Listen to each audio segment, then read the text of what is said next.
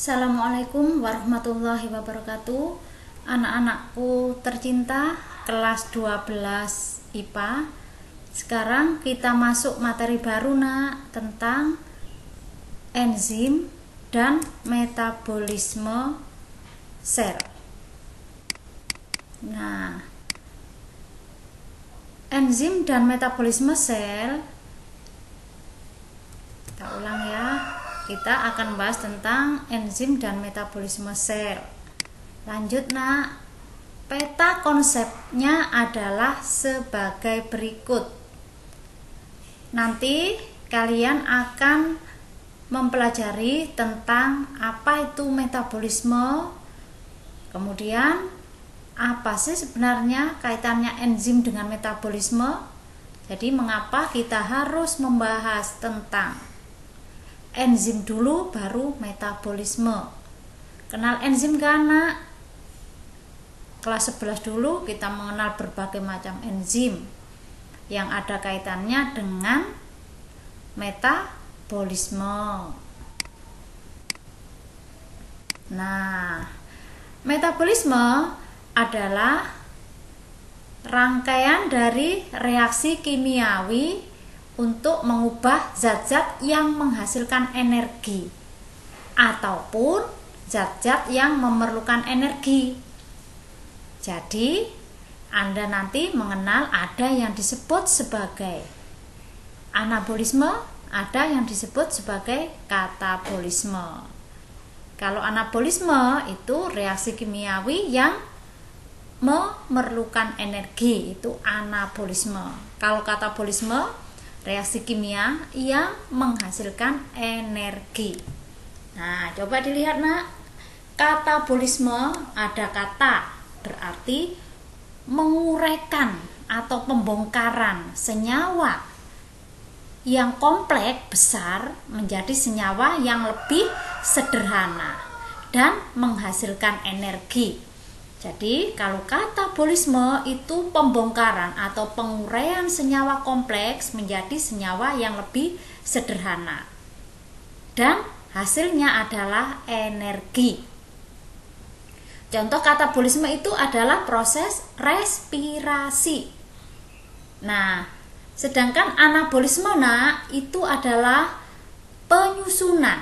Jadi kalau yang katabolisme penguraian, anabolisme penyusunan senyawa sederhana menjadi senyawa yang lebih kompleks.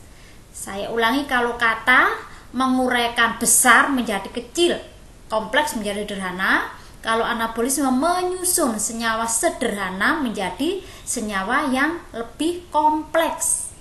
Contohnya fotosintesis memerlukan energi, kalau katabolisme menghasilkan energi. Nama lain dari reaksi yang memerlukan energi disebut reaksi endergonik. Sedangkan reaksi yang melepaskan atau menghasilkan energi disebut reaksi eksergonik. Itu tentang macam metabolisme yang ada dua. Nah, kita sekarang membahas tentang enzim. Jadi sebelum masuk ke metabolisme, yang pertama kali kita bahas adalah enzim. Apa itu enzim? Di mana sih ditemukan enzim? Apakah di ballpoint, papan tulis, lantai ada enzim? Tidak. Enzim hanya ditemukan pada makhluk hidup. Kalau kita sudah mati, apakah ada enzim? Semua benda mati tidak ada enzim, karena yang ada enzim hanyalah makhluk hidup yang membutuhkan reaksi-reaksi metabolisme. Jadi enzim adalah senyawa protein yang diperlukan oleh sel makhluk hidup. Ada kata makhluk hidup dan berfungsi sebagai bio itu makhluk hidup, katalisator, mempercepat terjadinya reaksi kimia dan terdapat di dalam tubuh makhluk hidup. Jadi enzim adalah senyawa protein yang diproduksi oleh sel makhluk hidup. Zat yang dipengaruhi oleh enzim disebut substrat. Hasil reaksi enzim dengan substrat disebut produk. Paham anak?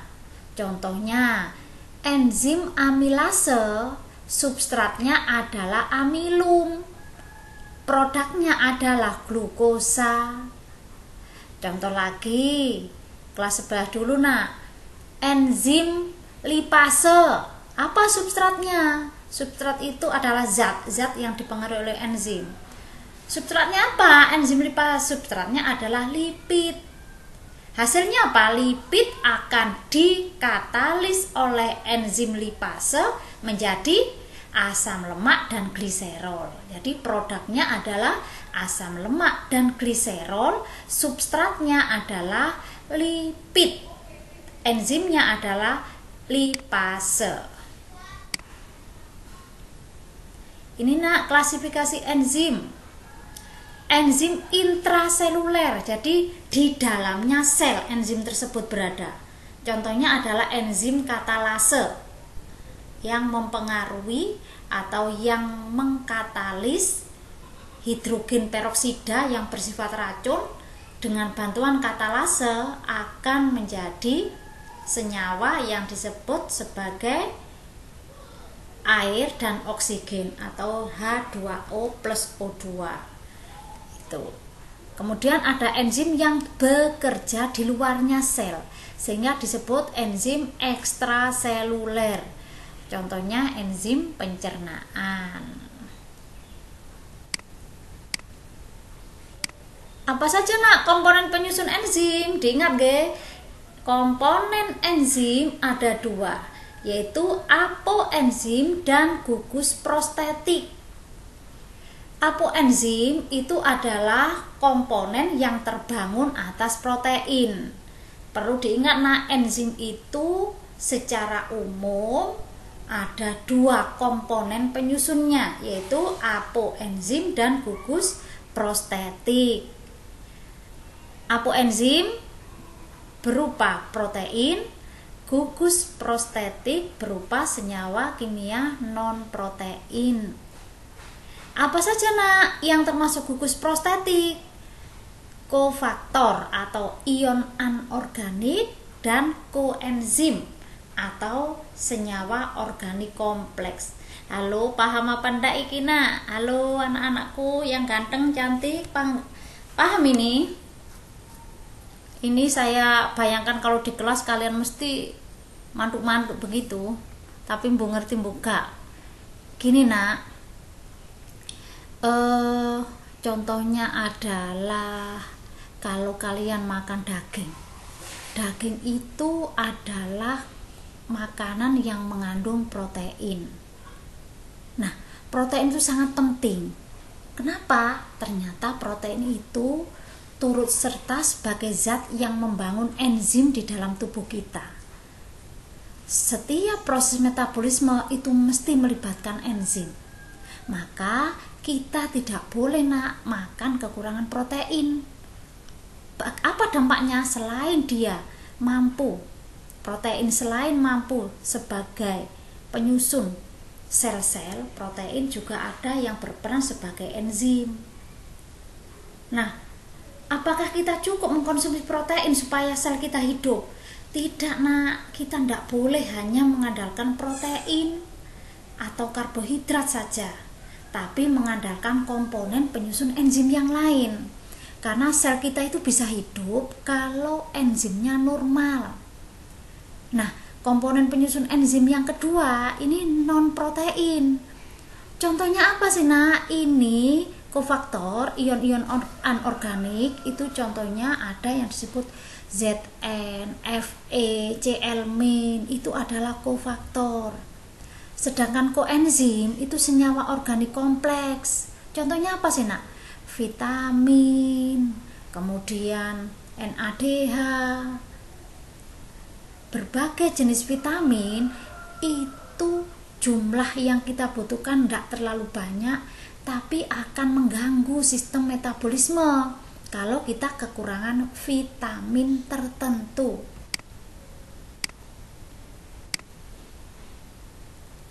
Nah, Karena enzim terbangun atas protein yang mudah rusak protein itu, sehingga kita tidak boleh mengkonsumsi makanan yang terlalu panas. Jadi protein akan rusak nak jika dikonsumsi sudah melalui proses pemanasan.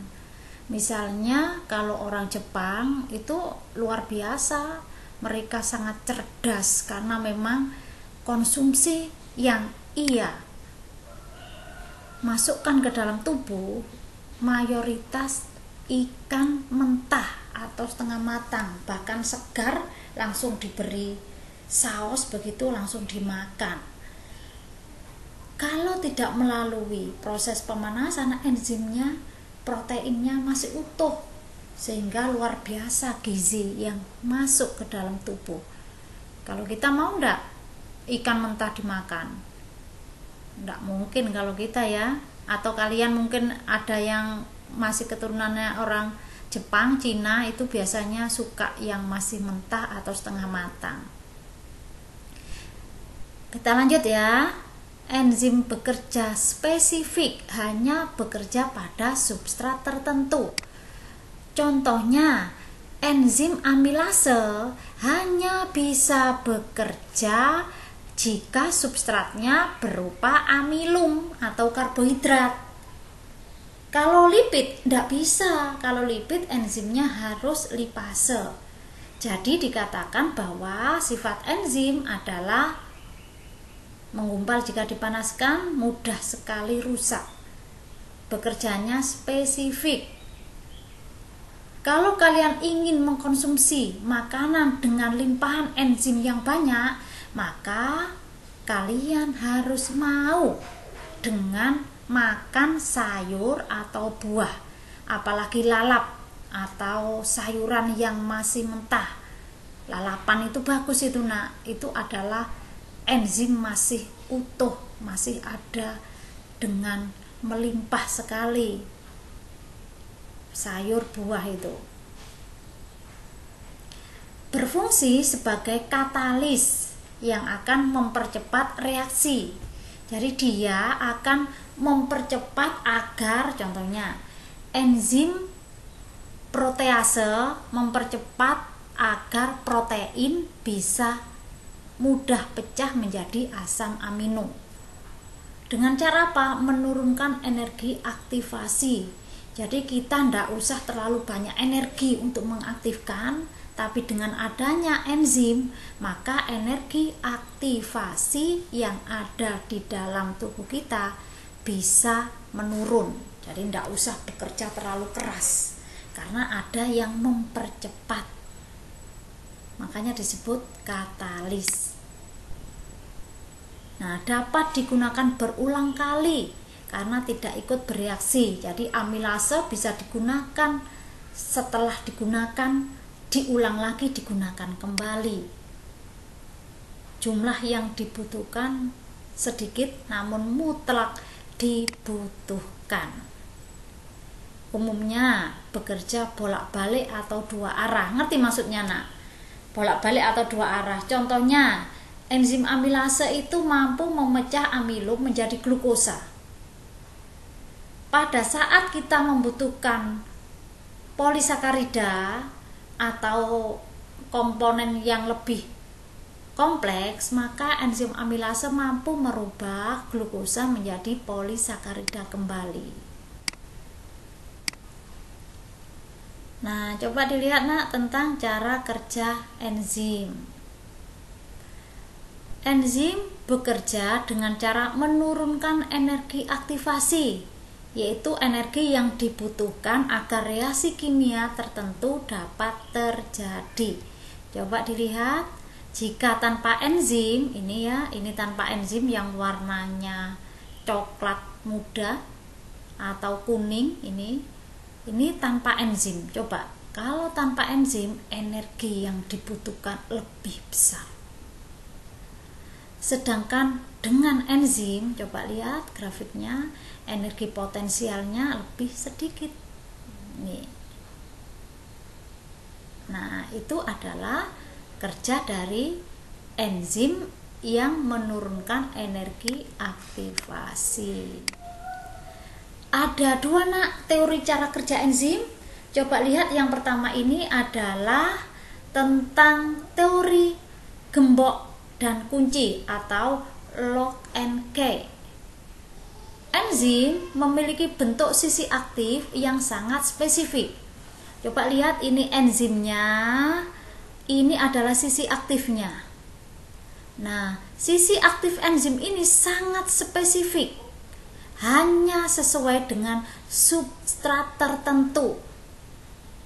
Mana yang termasuk sisi aktif? Ini nak, 1, 2, 3, ini sisi aktif enzim. Sedangkan yang ini sisi tidak aktif nak. Jadi setiap enzim bereaksi, itu mesti yang bereaksi sisi aktifnya ketemu dengan substrat. Nah, teori lock and key ini adalah bentuk sisi aktif sangat spesifik dan akan berikatan dengan substrat tertentu yang memiliki bentuk molekul yang sesuai. Jadi molekul yang sesuai sajalah yang bisa berikatan dengan sisi aktif enzim. Nah, karena ini sesuai, maka ini bisa berikatan. Inilah yang disebut dengan kompleks enzim dan substrat. Ini lock and key, teori kerja enzim. Nah, yang kedua ada yang disebut dengan teori kecocokan induksi atau model induksi fit. Apa itu maksudnya? Ini nak, enzim ini sisi aktifnya. Ini adalah substrat. Meskipun sisi aktif enzim tidak sesuai dengan substrat yang ada, ini bisa berubah atau fleksibel. Jadi sisi aktif enzim ini bentuknya, enzim mengubah bentuknya ketika berikatan dengan substrat. Jadi sisi aktif enzim ini bisa berubah bentuk atau bersifat fleksibel.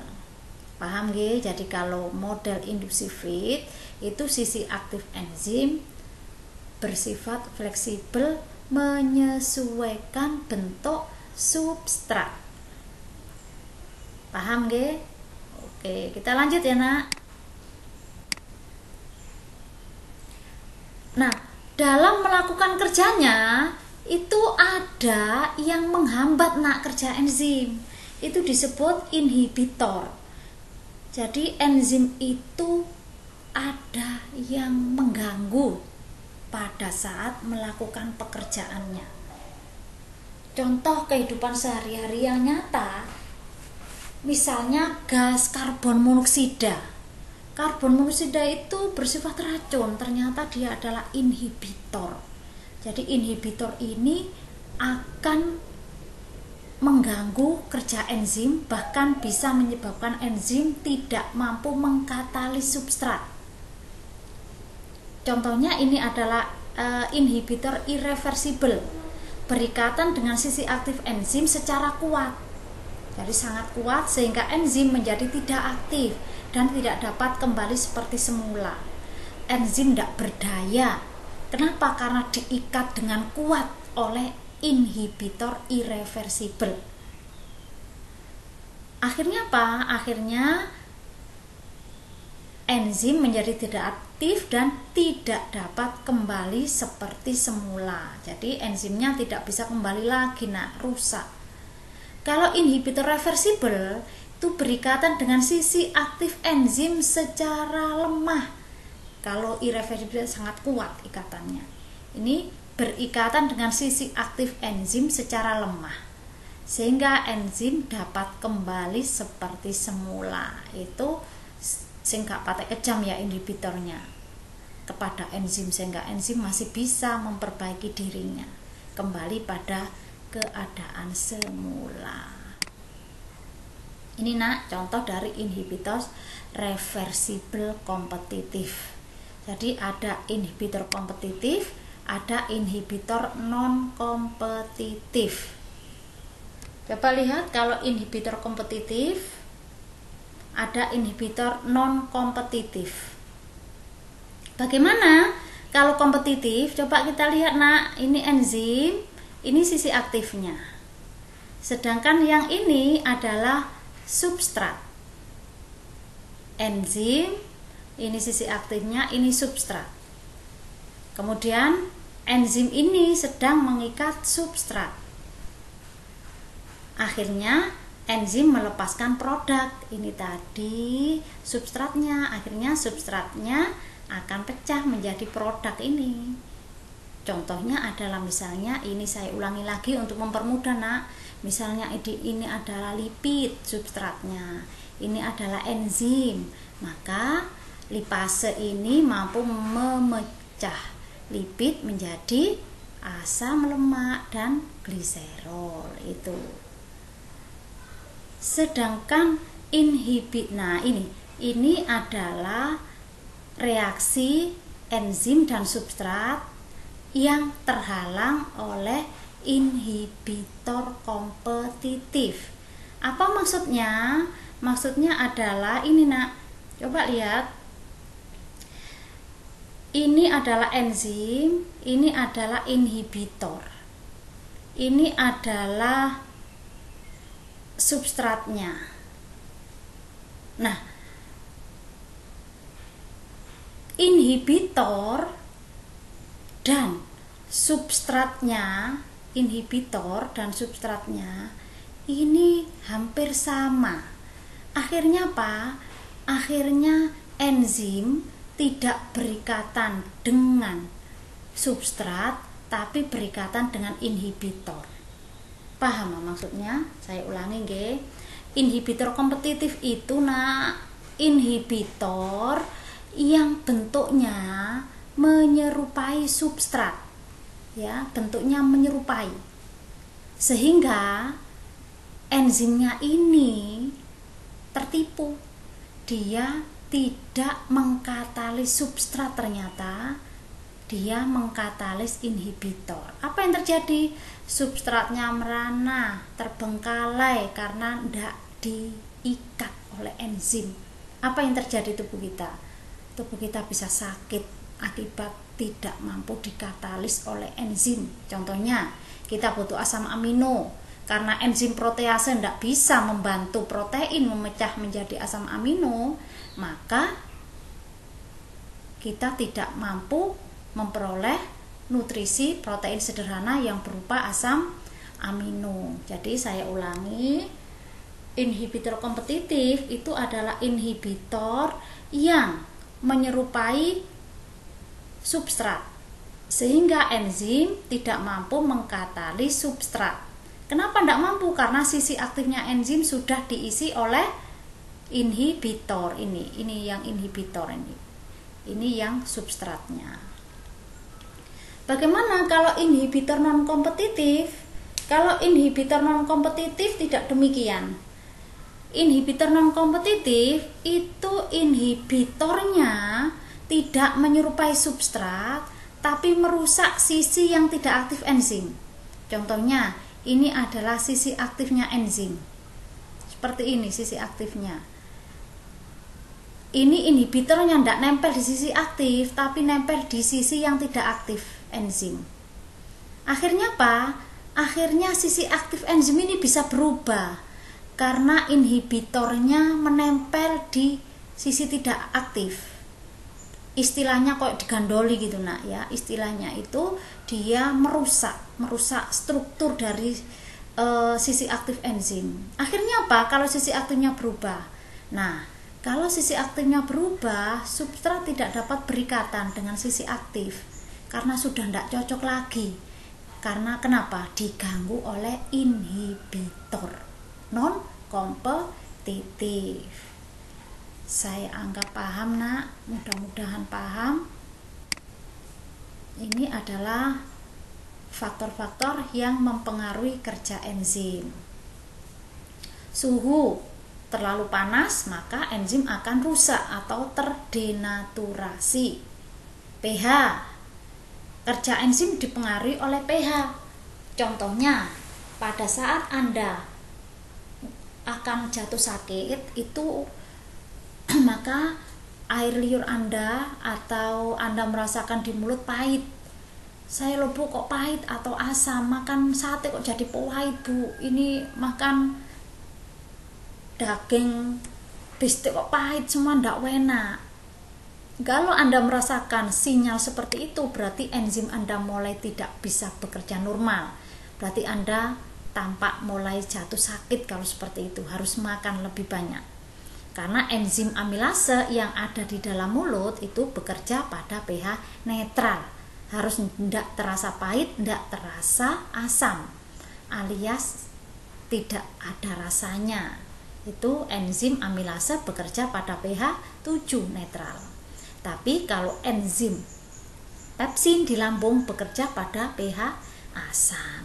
Ini ya, bisa ya, inhibitor, aktivator itu mempercepat terjadinya reaksi kimia yang dilakukan oleh enzim atau mengaktifkan kerja enzim. Konsentrasi enzim dan konsentrasi substrat.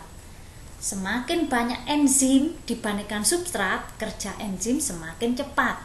Tapi jika substratnya sangat banyak, enzimnya sedikit, maka enzim bekerja lebih lambat. Terlalu cepat, saya ulangi nggih. Konsentrasi enzim ini berpengaruh terhadap cepat atau lambatnya kerja enzim.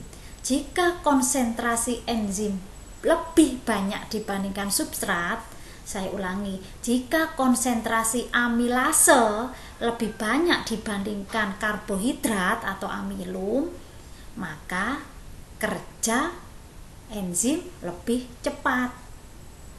Sebaliknya, jika karbohidratnya banyak atau amilumnya banyak, amilasenya sedikit, maka kerja enzim akanlah lambat.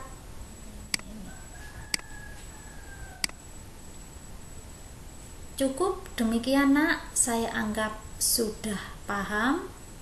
Semoga Anda semuanya selalu dalam lindungan Allah, sehat dan tetap semangat. Assalamualaikum warahmatullahi wabarakatuh.